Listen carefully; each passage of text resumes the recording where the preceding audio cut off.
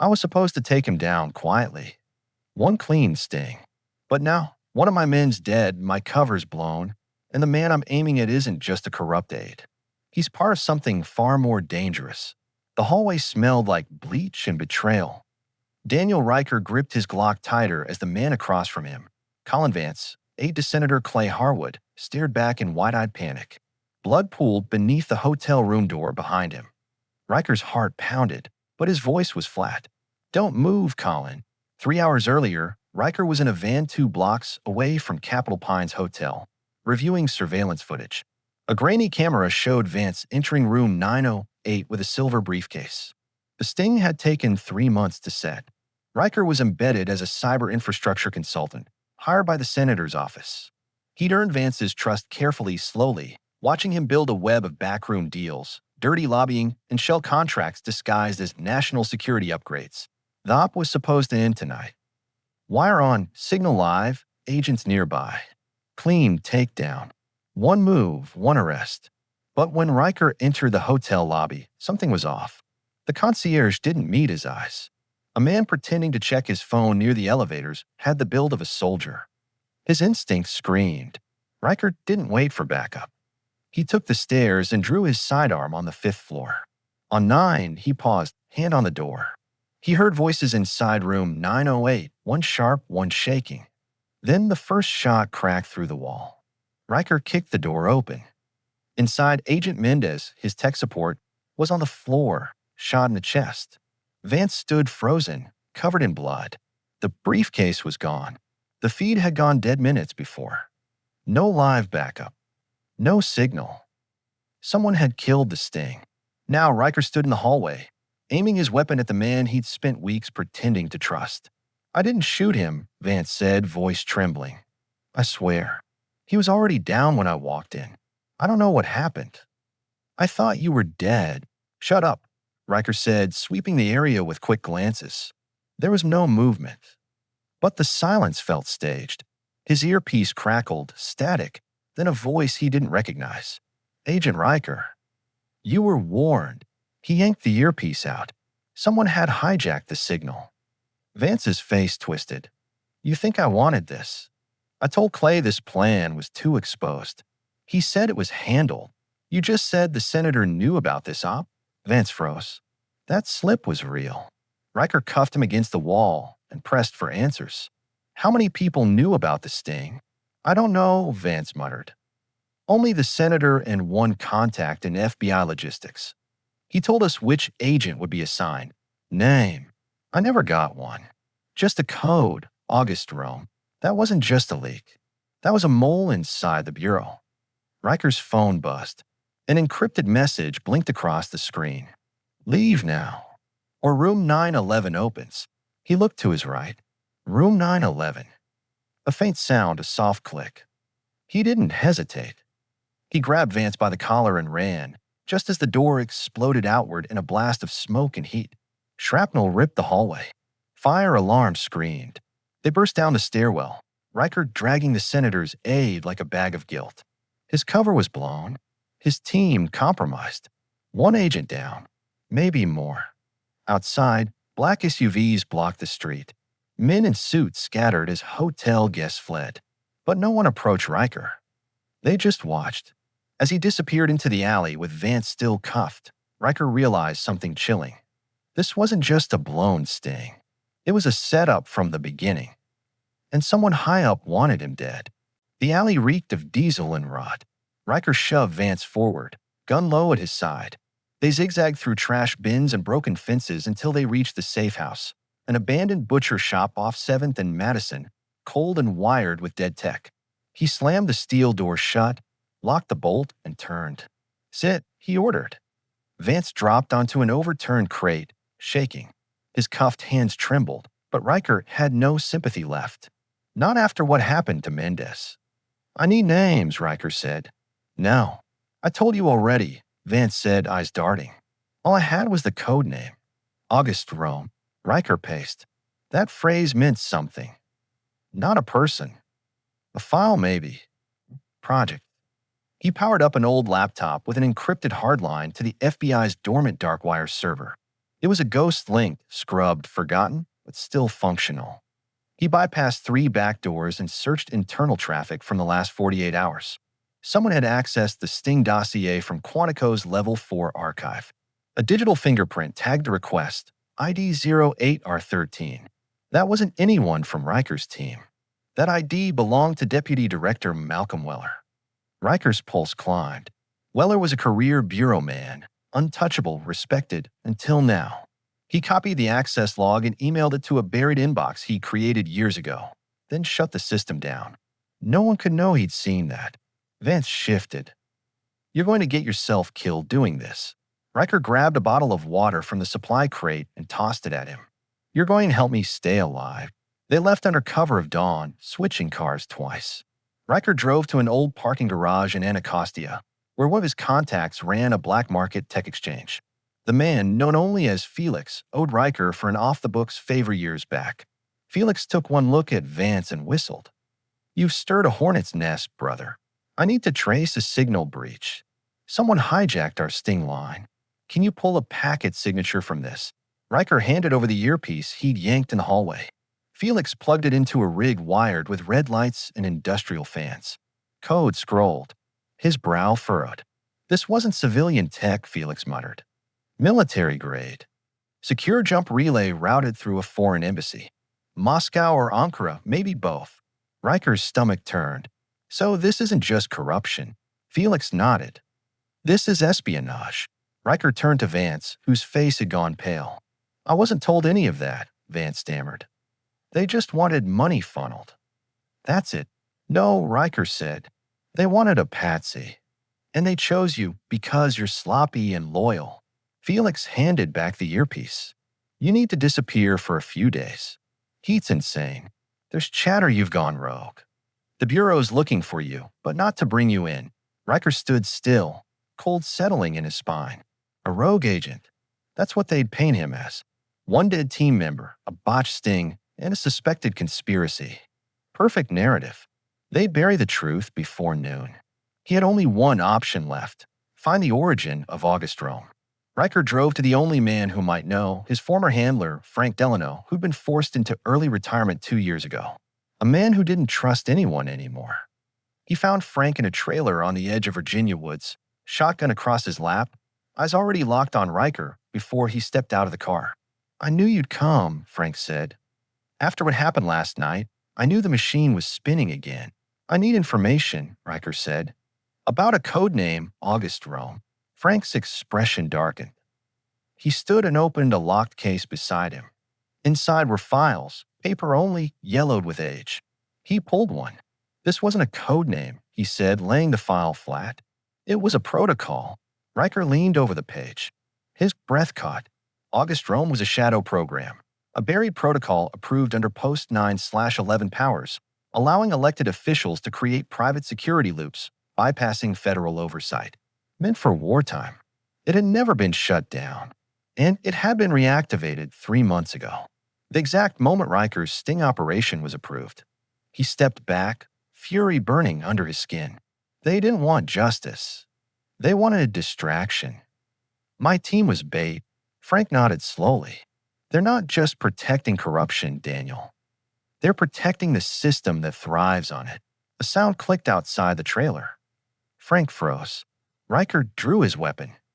And through the dirty glass, headlights cut through the trees. Too late. They'd been followed. The headlights outside stayed still. Engine idling. Then a door slammed. Riker crouched near the trailer's window, eyes tracking movement. One figure.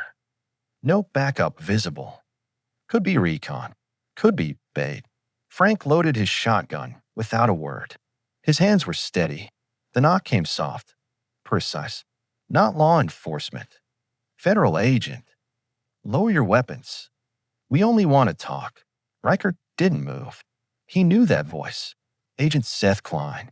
Internal Affairs. Last man he expected to show up at Frank's place.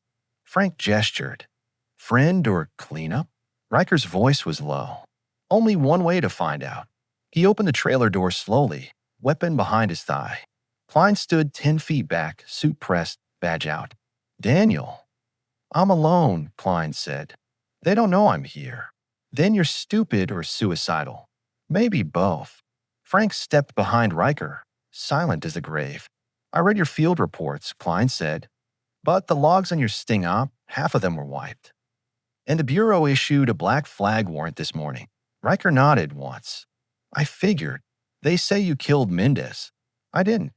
He was dead when I got there. Klein looked down. I believe you. That's why I came. He handed Riker a flash drive. I traced the approval pipeline for your operation.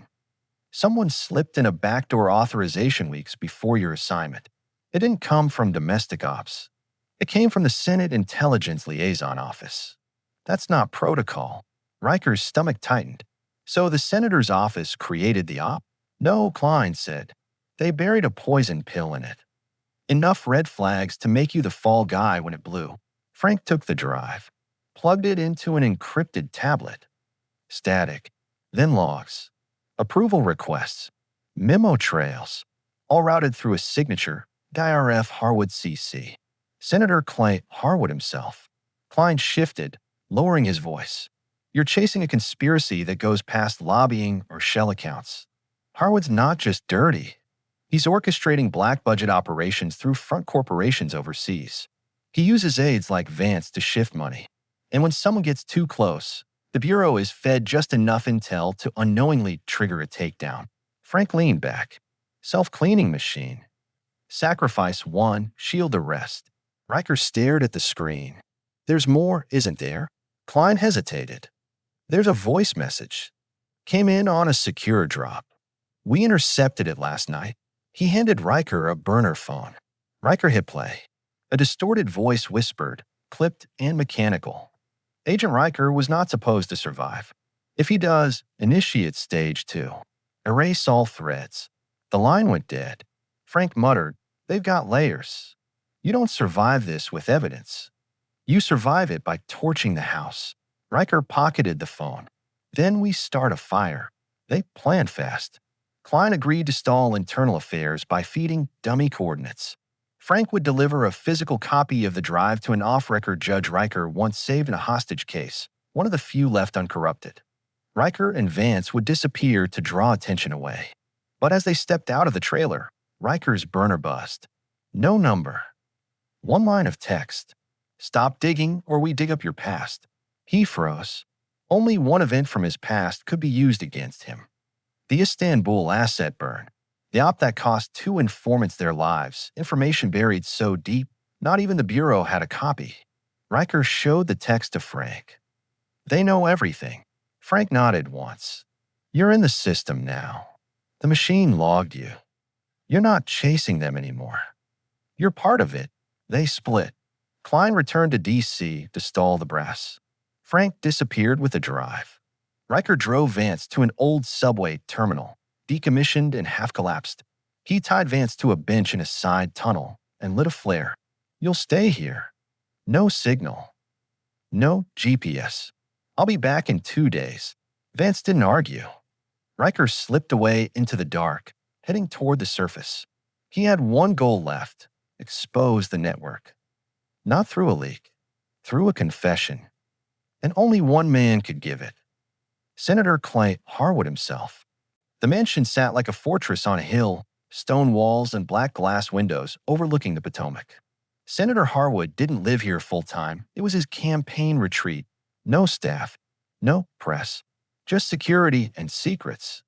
Riker had studied the blueprints years ago during a background sweep. One blind spot, on the eastern perimeter, where flood damage had shorted a sensor line that was never fully replaced. It was old intel, but worth the risk. He moved under cover of fog and pre-dawn silence, scaling the rear wall and slipping through the trees. A security drone passed overhead. He froze. 10 seconds. Then it moved on.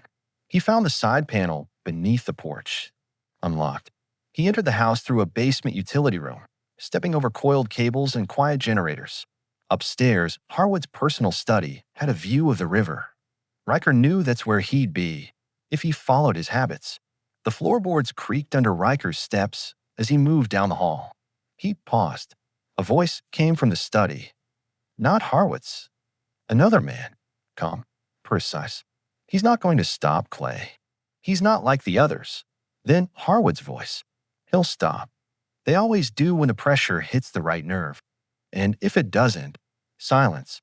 Then we bury him. And anyone standing with him. Riker stepped through the door with his pistol raised. Both men froze. Don't bother reaching for anything, Riker said. You won't make it. Harwood raised his hand slowly. The other man, tall, silver hair, no fear in his eyes, simply nodded. You're making a mistake, Agent, the man said. I've made a few, Riker replied. Tonight's not one of them. He tossed a recorder onto the desk. Talk. Both of you. Everything. Start with August Rome. Harwood looked at the other man. Tell him, the man said. Let's not insult him.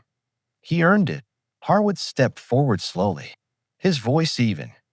August Rome was never just about defense contracts. It was about balance. Controlled destabilization.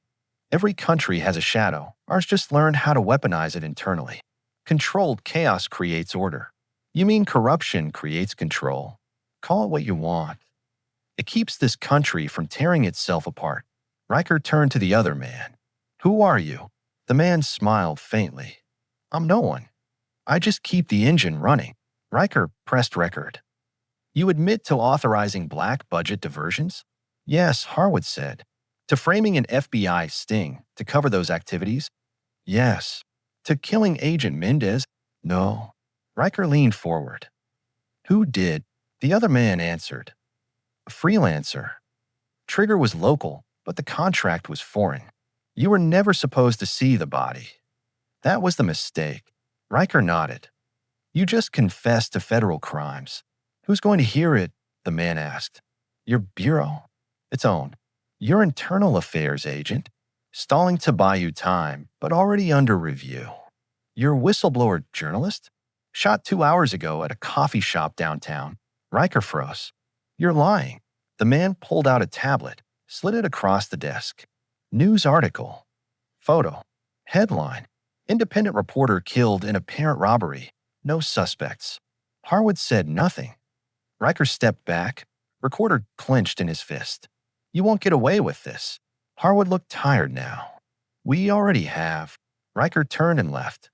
Back through the woods. Over the wall. Into the dark. He didn't stop until he reached the edge of the city. One alley. One payphone still standing. He dialed the encrypted line Frank gave him. It rang 4 times. Did you get it? Frank asked. Yes. Get somewhere safe. I'll prep the package. Riker hung up and started walking. His feet ached. His ribs were sore from a fall 2 nights ago. He kept walking. The machine was real. And now it had a face. He needed to bring it down. Not with a leak. Not with a trial. With pressure. Leverage. He knew one man who could help. A judge he'd once saved, long ago, in another city when justice still meant something. The federal courthouse in Baltimore stood like a monument to something long forgotten. Judge Howard Grayson's chambers were on the 11th floor, behind bulletproof glass and layers of federal clearance. But Riker didn't walk in with a badge. He walked in as a man with nothing left to lose. Grayson hadn't seen him in 7 years. Not since Riker pulled him out of a hostage situation overseas during a covert witness extraction.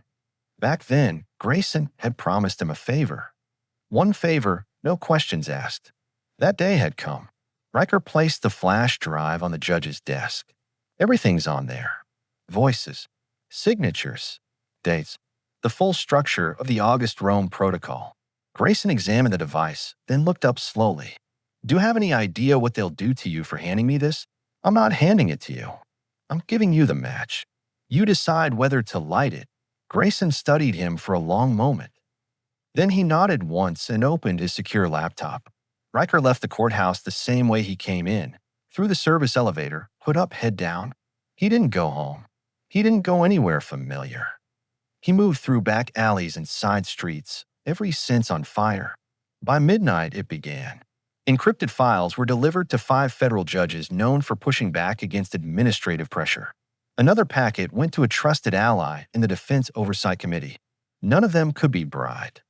Not now. Not with the full scope in their hands. At 3:17 a.m., The first classified memo was leaked on an anonymous public server. Within 20 minutes, a second leak followed. Then a video. Then more. By morning, the headlines were everywhere. Senate tied to secret espionage program. FBI stings sabotage by high-level mole. Top aide confesses to orchestrated political scandal. Riker didn't sleep. He watched from the shadows as the media spun and the country stirred. Some officials denied. Others vanished. The Bureau opened a formal internal inquiry. Senators gave cold, vague statements. But the truth was out. Still, it wasn't enough. Colin Vance had disappeared the moment Riker returned to the subway terminal. The bench was empty. Only the flare burn remained. He knew what that meant. No loose ends. The man in the shadows, the one with the silver hair, had erased him. Frank called just after sunrise. They'll retaliate. Expect it. I know. You're not safe. I never was. You have somewhere to go? Riker looked down at the street from a rooftop 4 stories above. Sirens howled in the distance. Protesters gathered below the Capitol. Banners waved. The city was awake now. Angry. Confused. Alive. I'll disappear for a while. Frank's voice softened. You did the right thing. Even if it costs you everything. I'm not sure right and wrong exist anymore. They do. You just reminded people. Riker hung up. He destroyed every device he carried, wiped his prints from every surface, then walked into the morning crowd and became no one. 2 weeks passed. Then a private message dropped into a secure journalist network. A voice clip. It was Senator Clay Harwood speaking in a closed-door committee hearing, unaware he was being recorded. The people don't understand how close we are to collapse. Order doesn't come from truth. It comes from management. And if one man has to burn to keep the house standing, then so be it. The clip went viral in seconds. By the next day, Harwood resigned. An independent investigation was launched. The shadow program was shut down officially. The aides, the contracts, the off-books funds, all exposed. But the man with silver hair was never named. No one ever found him. And Riker, he became a myth. Whispers in federal backrooms. A warning to those who thought the system couldn't bleed. Some said he died. Others claimed he was in Europe, working deep ops. A few swore they saw him in an alley in New York, handing off a phone to a stranger before disappearing. But late one night, in a room full of encrypted terminals in a cold city, a voice spoke over a black screen. The machine still turns. But now it knows fear.